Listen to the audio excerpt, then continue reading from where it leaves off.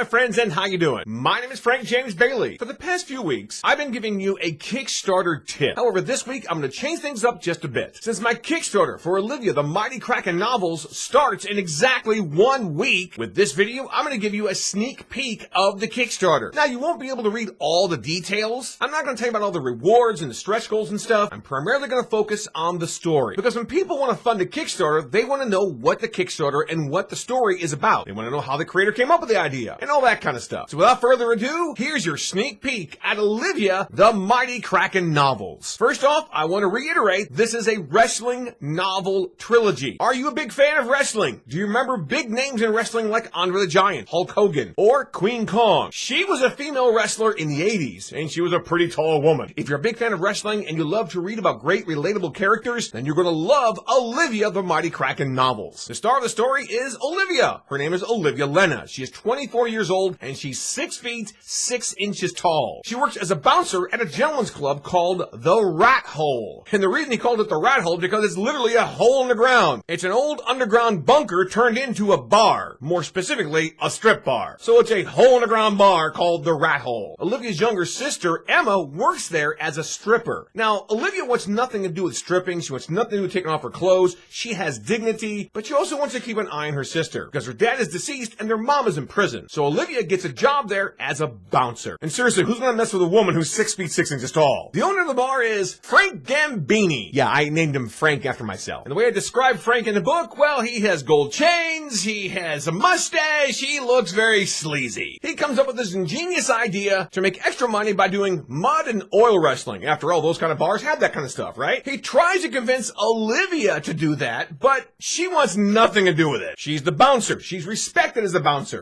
Until one day her car hits a deer. Now she has no vehicle, and it just so happens her sister works there too, so her sister can give her a ride there on days that she has to work, but you know, she'd rather have her own vehicle. So she needs money. So reluctantly, she takes Frank up on his offer. However, she has some ground rules. She'll only do it under 3 conditions. 1, she's not acting sexy like the other girls at a strip bar. 2, she's gonna treat it like a real wrestling match. And 3, most importantly, if any of the girls try to rip off her clothes, she's gonna beat the living crap out of them. The owner of the bar, Frank, agrees because he wants her to wrestle. Because he knows people will come from far away just to see her wrestle. Now at first she's having some fun and she does make quite a bit of money wrestling because she's the tall woman who just beats the crap out of people. And people do come from far just to see her wrestle. It's kind of a fun thing to see. But after a while she notices that it is a gentleman's club and they want her to take her clothes off and she's not going to do that. Now before we continue on with her part of the story, there's a guy named Jackson Anderson, very similar to Tom Cruise in the movie Jerry Maguire. He's a sports promoter that works for a small town sports agency in Indianapolis, Indiana. He's getting married soon. His work associates want to take him on a bachelor party. And he's not really into the,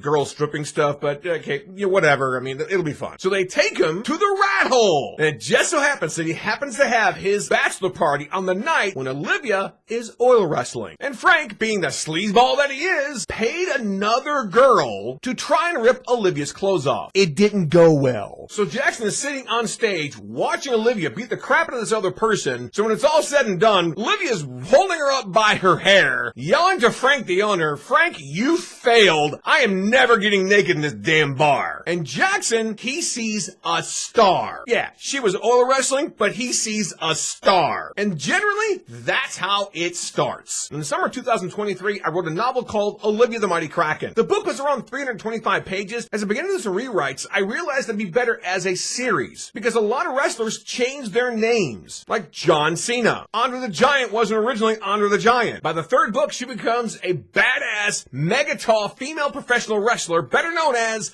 Olivia, the Mighty Kraken. Besides, I like trilogies. Star Wars, Lord of the Rings, you get the idea. I drew inspiration from movies like All the Marbles. That's a female wrestling movie from the 1980s. Jerry Maguire, Invincible, Rocky. Additionally, I got inspiration from other wrestlers like Andre the Giant, Hulk Hogan, and Queen Kong. As I mentioned before, Queen Kong is a wrestler from the 1980s. She was 6 feet 3. Now, if you look at the screen right now, you're going to see I described all the characters and how old they are and what they do. 2. So that's why I'm just scrolling through this really quick, but it gives you an idea of how many different characters are in the books and what they are and who they're related to and that kind of stuff. Now, I'm going to stop right here and sort of highlight this one particular thing. Before I go any further, I'm going to remind you that these are not comics, these are novels. I hired an artist named Robert Torres from Brazil. He did the special cover to my romantic comedy novel called The Taming of April. I liked his style so much, I hired him to do some artwork for Olivia the Mighty Kraken. Mainly the covers for the books, but also a couple of other pictures like this and like this. Now, as I continue to scroll down, you're going to see I'm going to have a couple of stretch goals. The first one, after $700, all the backers of physical books will get a bookmark. And of course, I have other stretch goals as well. So there you have it. There is a sneak peek of the story to my Kickstarter for Olivia the Mighty Kraken novels. For the past several weeks, I've been going over how many followers I have, but today I'm not going to do that. I'm just going to tell you, if you love wrestling and you love great powerful female characters that are relatable, then you're gonna love Olivia the Mighty Kraken novels. The Kickstarter starts in 1 week. That is Monday, April 15th. And by the way, that's also my birthday. To follow the Kickstarter, all you have to do is go to Kickstarter.com, look for the search bar, then put in Olivia the Mighty Kraken. It's the only one there that says Olivia the Mighty Kraken. Then give it a follow. I'm gonna have some early bird specials. Once everybody has backed the early bird specials, and once they're gone, I'll meet my goal for the Kickstarter. After that, the stretch goals will start kicking in. Last year for Draconic Comic number 7, I only made around $700. I'm grateful for making $700. I really am. But I would love to see this one go over 1,000, 1,500, or 2,000. I know there are people out there who love wrestling, and I know there are people out there who would love to read about relatable characters, and I know there are people out there who love female wrestlers. Now again, these are novels, not comics, but I have a feeling people are still going to love these books. Again, my Kickstarter for Olivia the Mighty Kraken novels launches on April 15th. That is in 1